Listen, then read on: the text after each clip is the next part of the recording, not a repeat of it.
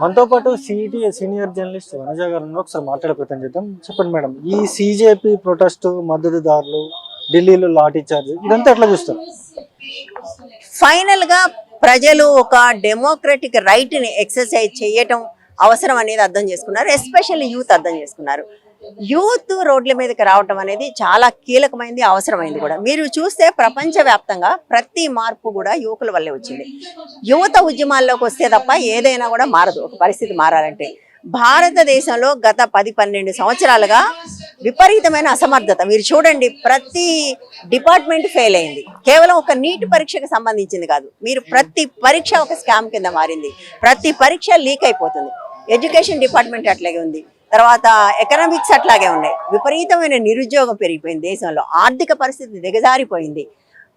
Press index లో ఘోరంగా ఉన్నాం, హ్యూమన్ రైట్స్ లో ఘోరంగా ఉన్నాయి. ఎన్ని ఘోరంగా ఉన్నా కూడా ఆ విషయం మాట్లాడితే దేశ ద్రోహులని ఒక ప్రచారం చేసి వాటిని మాట్లాడకుండా చేశారు. ఆ ప్రచారాన్ని మించి ఇవాళ యూత్ ముందుకొచ్చారు. అయితే ఇవాళ ఈ మూవ్మెంట్ కేవలం నీట్ లీగ్కి సంబంధించి కాదు. మీరు అక్కడ వాళ్ళ స్లోగన్స్ చూస్తే వాళ్ళన్నిటి గురించి మాట్లాడుతున్నారు. రామాలయంలో జరిగిన చందాల చోరీ దగ్గర నుంచి మొదలుపెట్టి వాళ్ళు అన్ని విషయాలు మాట్లాడుతున్నారు, which is actually good. Road మీదకి వచ్చి అందరేమంటున్నారు ఇప్పుడు, మరి వాళ్ళు అవన్నీ ఎందుకు మాట్లాడుతున్నారు? వాళ్ళు ఓన్లీ లీగ్ గురించే, నీట్ గురించే ఎందుకు మాట్లాడాలి? నువ్వెవరు చెప్పడానికి? యూత్ వాళ్ళ బయటకు వస్తే వాళ్ళకి అనేక రకాల అసంతృప్తులు ఉన్నాయి, దేశ ప్రజలకు కూడా ఉన్నాయి. బట్ ఈ పీపుల్ ఎవరైతే ఉన్నారు, వీళ్ళకి ఏ రాజకీయ పార్టీ వీళ్ళ వెనకాల లేదు, ఏ ఫండింగ్ లేదు. ఇవాళ ఏ పొలిటికల్ పార్టీ అయినా చిన్న ప్రోగ్రామ్ చేయాలంటే కూడా వాళ్ళు మనుషులు తెచ్చుకోవాలి. చివరికి మోదీ మొన్న ఆస్ట్రేలియా పోతే 30,000 మందిని ఫ్లైట్ టికెట్లు ఇచ్చి తెచ్చుకున్నారు వాళ్ళు. కానీ పిల్లలకి ఎవరు టికెట్లు ఇవ్వలేదు. సొంత డబ్బులతో వచ్చారు, పెట్టింది తిన్నారు, రోడ్ల మీద పడుకుని మరీ ఉద్యమం కొనసాగిస్తున్నారు.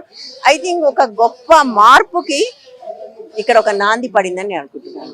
ఇప్పుడు మాట్లాడుతున్నట్టు వాళ్ళంతా కూడా ఎవరైతే సిజేపీకి మద్దతు తెలుపుతున్న వారు కావచ్చు, లేకపోతే ఈ ప్రొటెస్ట్ లో పాల్గొంటున్న వాళ్ళంతా కూడా యాంటీ నేషనల్స్ అని చెప్పేసి కూడా మాట్లాడుతున్నారు. ఎట్లా చూస్తారు? ఒక డెమోక్రటిక్ రైట్ ని ఎక్సర్సైజ్ చేస్తే యాంటీ నేషనల్స్ అని మాట్లాడటం చాలా చిల్లరతనం. మరి ఇండియా అగైన్స్ట్ కరప్షన్ ఒక మూవ్మెంట్ జరిగింది 2011 నుంచి 2013 దాకా. మరి వాళ్ళందరూ యాంటీ నేషనల్సా? అప్పుడు గవర్నమెంట్ వాళ్ళని యాంటీ నేషనల్స్ అనలే కదా. అన్నా హజారే వచ్చి అక్కడ కూర్చోగానే 11వ రోజు మన్మోహన్ సింగ్ వచ్చి జ్యూస్ ఇచ్చి చేశాడు. ఇంతే ఉద్యమం జరిగితే ఎవరు వాళ్ళ మీద లాఠీ చార్జీలు చేయలేదు. మరి మీరు యాంటీ నేషనల్ కార్యక్రమం చేసి ఆ పవర్లోకి వచ్చారా? ఒక డెమోక్రటిక్ రైట్ ని యాంటీ నేషనల్స్ అంటున్నారు అంటేనే వాళ్లకు డెమోక్రసీ మీద నమ్మకం లేదని అర్థం. కేవలం డెమోక్రసీ మీద నమ్మకం లేని వాళ్ళు మాత్రమే ప్రశ్నించే వాళ్ళని యాంటీ నేషనల్స్ అంటారు.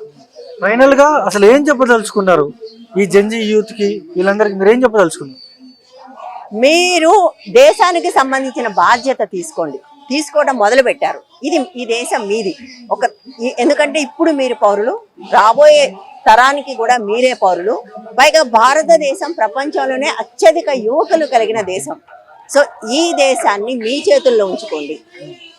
ఇప్పుడు ఆ పిల్లలందరూ కూడా మాట్లాడుతున్నారు, ఇవాళ జై భీమ్ అంటున్నారు, బతకలహాల్ని సహించమంటున్నారు.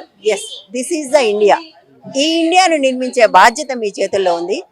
మీరు నిర్మిస్తుంటే మేము మీ పక్కన నిలబడి చప్పట్లు కొడతాం, సహాయం చేస్తాం. చాలా మంది ఐసీయూలో కూడా అడ్మిట్ అయి ఉన్నారు, వాళ్ళ మీద కూడా కేసులు నమోదు చేస్తారు అంటూ కూడా మాట్లాడుతూ ఉన్నారు. కేసులు నమోదు చేస్తున్నారు ఎట్లా మరి? అత్యంత దుర్మార్గమైన పని అది. ప్రొటెస్టులు చేసిన వాళ్ళ మీద కేసులు నమోదు చేయడం అనేది చాలా చాలా దుర్మార్గం. మళ్ళీ నేను చెప్తున్నాను, ఇదే ఢిల్లీలో ఇప్పటికీ ఎన్నో ప్రొటెస్టులు జరిగాయి, కానీ ఒక్కళ్ళ మీద కూడా కేసు పెట్టలేదు. వీళ్ళు కేసులు పెడుతున్నారంటే చూడండి వీళ్ళు ఎంత నీచమైన ప్రభుత్వం ఇది. పిల్లలు ఇవాళ తమ సాటి పిల్లలు చనిపోతే వాళ్ళు దుఃఖంతో కోపంతో వచ్చి రోడ్ల మీద నిలబడితే వాళ్ళని అత్యంత దారుణంగా కొట్టి సెక్షువల్ అబ్యూజ్ చేసి వాళ్ళ మీద కేసులు పెట్టడం అనేది అత్యంత నీచం. బహుశా ఈ నీచత్వానికి గవర్నమెంట్ పే చేస్తుందని అనుకుంటున్నాను. పంజాబ్ నుంచి వచ్చినటువంటి వాళ్ళంతా కూడా కత్తులు పట్టుకొని బెదిరిస్తున్నారు పోలీసులు అంటూ కూడా మాట్లాడుతూ ఉన్నారు. అలాంటి అబద్ధాలు మనం ఎన్ని చూసాం లాస్ట్ 12 years లో.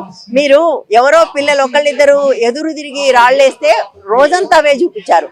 రోజంతా మేకులు కొట్టిన లాఠీలతో విపరీతంగా కొడుతుంటే ఆ విజువల్స్ ఒక్క మెయిన్ స్ట్రీమ్ మీడియా కూడా చూపించలేదు. అంటే మీకు అర్థమవుతుంది కదా, వాళ్ళు చాలా సెలెక్టివ్ గా 1-2 చిల్లర మల్లర సంఘటనలు మాత్రమే చూపిస్తున్నారు. పంజాబ్ నుంచి వచ్చిన వాళ్ళు వాళ్ళ పద్ధతి, వాళ్ళ కల్చర్ ప్రకారం పెట్టుకుంటారు. ఇట్ డజంట్ మీన్ వాళ్ళు దాన్ని ఏమి వాడాలని లేదు కదా. పచ్చి అబద్ధాలు, అంతకంటే మనం ఏం చెప్తాం.